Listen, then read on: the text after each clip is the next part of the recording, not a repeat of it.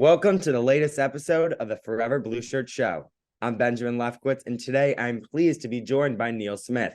During his 11 years as the Rangers president and general manager, Neil was the architect of the 1994 Stanley Cup champion team and brought in legends to Broadway like Captain Mark Messier and Wayne Gretzky.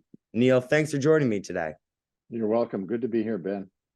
Thanks. So my first question is, as arguably the most successful GM in Rangers history, what are your thoughts on the team so far this season? Well, it's all positive. I mean, I think they've had a tremendous start to their season. Obviously, with their record, the way it shows, I love the way Panarin is playing. Obviously, he's a huge offensive force for them this year. I think that bringing in Jonathan Quick was a really wise move. He's played really well in the games that Shesterkin couldn't play, or they wanted to rest him. And I think their D has been upgraded with Eric Gustafsson. During this time that Adam Fox has been out, Gustafsson has really showed that he can do some things with the puck that perhaps Washington wishes they kept him there, or Toronto. But all in all, so far they look really good. Boston is having a great start in the East as well. But at this point here, who knows where the Rangers could go? Yeah, it's been a great start. You talked about Gustafsson and Quick. Has there been anything else that's really surprised you so far about the season or stood out to you? Well, just their consistency. Perhaps in that, I think it was the second or third game of the season, they lost to Columbus, and I thought, oh, this is not a good sign.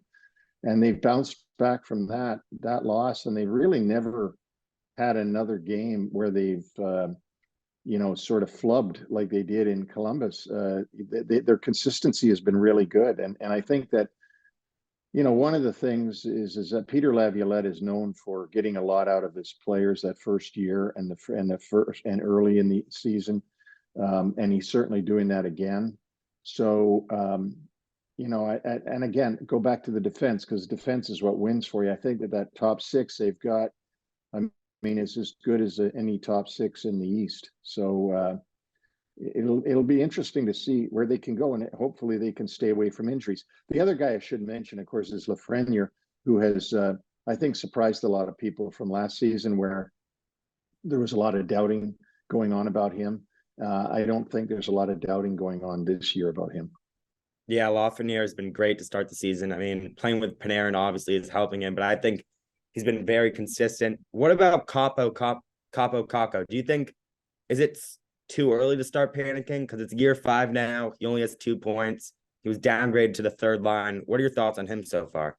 Well, he could be somebody who just never lives up to what people have expect him to do. I don't like to draw comparisons to other players normally, but if you look at Patrick Laine, in the problems that he's going through in Columbus right now, and obviously there was some reason that Winnipeg decided to trade him when he was such a high pick. The same thing's going on with him, and that's got nothing to do with the fact that they're both Finnish. It only has to do with the fact that sometimes, what you project, and I know this from all my scouting years, what you project in a player when he gets into the league sometimes just doesn't pan out. And it might be particularly hard for a person from Finland or Sweden or wherever to live up to the expectations in the NHL. So I'm not saying he's a bust, Kakko, and I'm not saying that he's somebody that you shouldn't worry about, but perhaps you're not going to get second overall statistics out of him in his career. And it's unfair to anybody to draw a comparison to Jack Hughes, because that's just totally unfair. Hughes is a very special player, and New Jersey got it right in picking him first that year. Yeah, there's kind of no other option. It was going to be Hughes and Kakko. Everyone knew that. And then you talked about how the top 6 defensemen for the Rangers have been so good this year, and they're missing their best player, and they seem pretty good with the injuries. What other challenges, though, do you see for the Rangers as the season moves on? Well, I think Shesterkin has to be Shesterkin if they're going to win. And what I mean by that is he has to be the guy we've seen for the last couple of years, and he has to go consistently that way. If you draw a comparison over to the Islanders and you look at Sorokin, who's a world-class goalie as well, but he's not playing world-class this season for whatever reason. And so the Islanders haven't won very much because they depend on him so much. I think Shesterkin, it's the same thing. Maybe not right now because we're in the regular season, but as we get down further into the season and the grind starts, you need that goalie to play of that level. And I don't think that Jonathan Quick can be your number one. So Shesterkin has to be the same guy. That's one thing. To say to stay away from injuries is sort of a cliche because it's stupid. You can't stay away from injuries. They happen. You hope that they don't. The Adam Fox thing was very unfortunate that happened. However, the Rangers don't seem to have missed a beat even without him. So they should be even better when he gets back. Yeah, I mean, they look good right now, and also they're missing Hedel, and Trocheck has filled in very nicely on the second line. With elite goaltending and star power both up front and on defense, your 1994 team had that as well. Do you see any similarities with the current team in your 1994 roster? Benjamin, it's really hard to draw comparisons because it's a different era and a different kind of team that you've got to build. Our team back then was playing in an era where it was still about power forwards and big, strong, physical players that had to outmuscle the other team. Today's game is speed and skill. Goaltenders are much bigger and they only block the net. They don't necessarily make quick sort of saves with fabulous flexibility in that. They're big, they go into the butterfly and they cover as much of the net as they can and let the puck hit them. That's another change in the game. Chris Kreider, who does such a great job in front of the net, including that power play tying goal that he gave to Lafreniere, that backhanded pass. I mean, Chris Kreider in our day would be in the trainer's room every day with back problems because he would be getting cross-checked out of the front of the net so thoroughly. So, I mean, all you can compare it to is the dominance that the team has within the league at the time. And, our team was very dominant that year. Rangers are very dominant so far this year. So you can draw that comparison. I don't think that it's easy to draw any others. I think Brian Leetch and Adam Fox are totally different kinds of great offensive defensemen. Jacob Trouba and pick a name, Jeff Bukaboom or whoever you want to come to are totally different kinds of guys. Zibanejad is a fabulous player. Kreider's a fabulous goal scorer. Panarin's a superstar.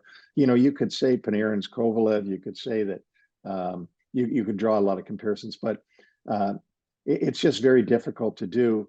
I do think, though, that this is one of the best starts I've seen and most optimistic that the Rangers should be at this point in the season of my years of watching them. Mm-hmm. Yeah, I was gonna say, if not the team, you touched on it too, like American defenseman Leach and Fox. That's been a big comparison so far in Fox's career. And then depending on where the team stands at the trade deadline in March, do you see Chris Drury making any serious deadline moves? And what do you think they need to get over the top? Well, it's so early to say that. I mean, I think Chris Drury will do what he has to do at the time when it comes up. But I would caution them, not to look for big cogs to put in the wheel at the trade deadline. I would look for complementary additions so that, you don't need another Panarin. You need another Hedel. You need another guy that can win faceoffs for you, that can go out and do that. You need another Trocheck. And by making sure that you're fortified in those checking and grinding roles, and also in your fifth and sixth defenseman, that's what's going to win it for you, because you need to have guys that are depth players, and you need a lot of them because injuries happen. So I'm sure they'll do something leading up to the deadline. It's too early for me to say what they should do. Yeah. I mean, because you made trades like for depth guys. You didn't go out and get a superstar per se, but guys like Mateau scored the clutch goal and gave them to send you guys to the cup. But then going off your answer with saying maybe more depth players, do you think Jury last year, because obviously the players he acquired, Tarasenko, and then all the hurdles they had to do to get Patrick Kane, it didn't work out. Do you think he was right in doing that last year, or should he have prioritized other type of players? Well, it's, hindsight is 2020, and I don't want to second guess what he did last year. I can tell you that at the time that they got Tarasenko, and at the time that they got Patrick Kane, I didn't think that's what they needed. But that's not criticizing their moves. That's saying I don't think that's what they needed at that time. I could have been wrong, and wasn't necessarily right. I was just saying I don't think that that's what you should add at that time. There, you see, one of the things that the fans don't understand, some of them don't understand, is that you have a hockey team, and if you add a star onto that hockey team, it doesn't necessarily make the team better. People think, so and so is available. If we get him, we're going to be better. Well, it doesn't work that way always. Sometimes you are. A lot of times it takes you a while to get your chemistry back that you had going so well before you acquired that star player. So, when we got Mark, we got him at the beginning of the season. So it was his team the whole time, from then on. When we acquired players near the deadline, it really, even when we acquired Eddie Olchuk, and he was a star player from Winnipeg, he really was, if you look back at the articles and that, but that didn't help us make the playoffs. We still missed the playoffs in 92, 93. So I guess what I'm saying is you got to be wary of the fact that just because the guy's a star player and you're going to add him to your team doesn't necessarily mean that you're going to be even better than you are. If you add him to Columbus right now, yeah, sure, of course they're going to be better. But if you add him to Boston, if you add a star player right now to Boston, can Boston be that much better? They've only lost one game. And the same thing with the Rangers. I mean, can so my point is that when you look at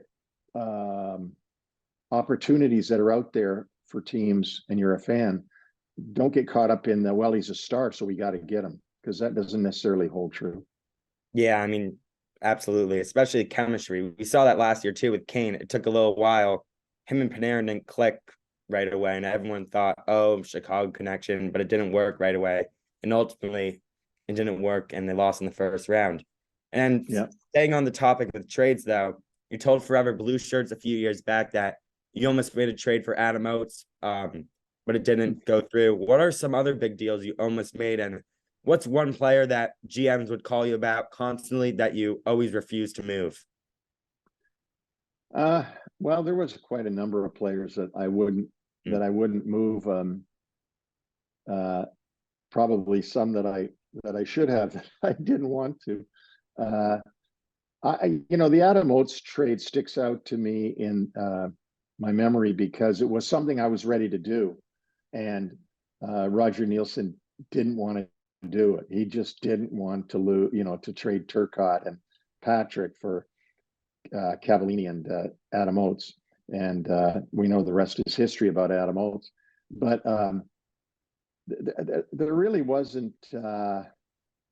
I mean, what of course they would call you about was your young players that you maybe don't have quite a good enough read on, and they want to sort of steal them from you, and you wouldn't do that. There really isn't that many. Now I can tell you I made a couple of or one that I can think of bad trade, a trade I regret. But I made at least 10 that I'm thrilled with that we made. So like anything in life, when you're in that business of trading hockey players, you can't bat 1,000. You're gonna hope that you can bat 750, and that would be a good career. Yeah, I'm sure you got a lot of calls for such a good team. Talking about the magical 1994 season, the 30th anniversary of the Stanley Cup team is approaching. Can you reflect on what it still means to you today? You know, it actually has grown in notoriety for me personally. I was talking about this the other day. It seems now like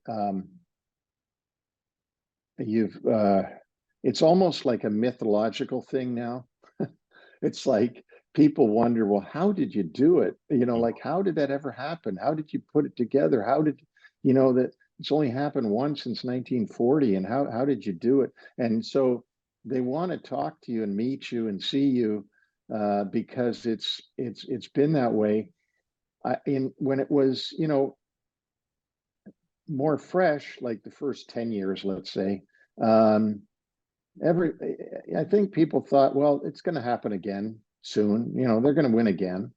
And so you weren't, or I didn't feel like it was as big a deal as it is today. I don't know. Maybe I'm wrong, and maybe the fans would say that I'm wrong, that it was but for me personally, I get more,